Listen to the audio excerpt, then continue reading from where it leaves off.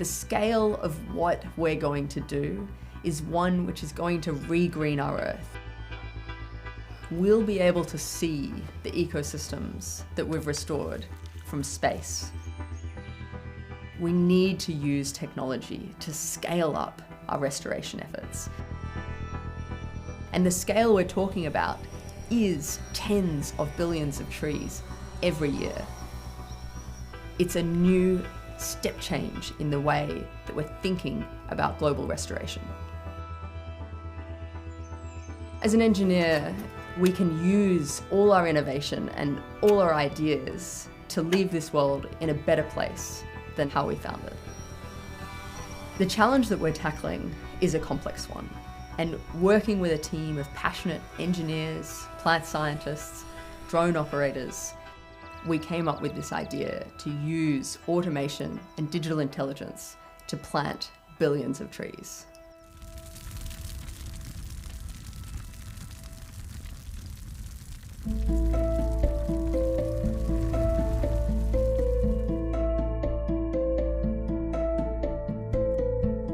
We, as humans, invented the chainsaw, and yet we didn't invent the equal technology to then restore and plant that tree as quickly as we could chop it down.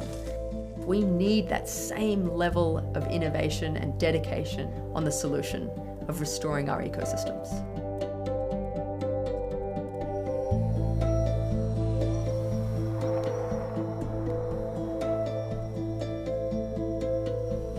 By combining digital intelligence with automation, we're able to combine the right species at the right location.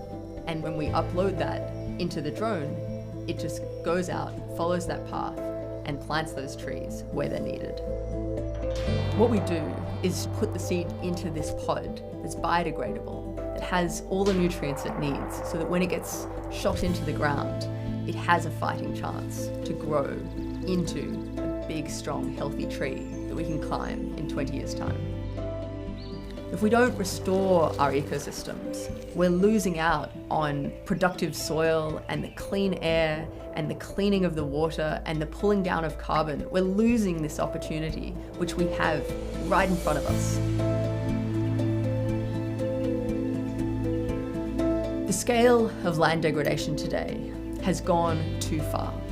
We can no longer just rely on traditional methods to restore the land. We have to increase the rate. Now, we have a target of planting 500 billion trees.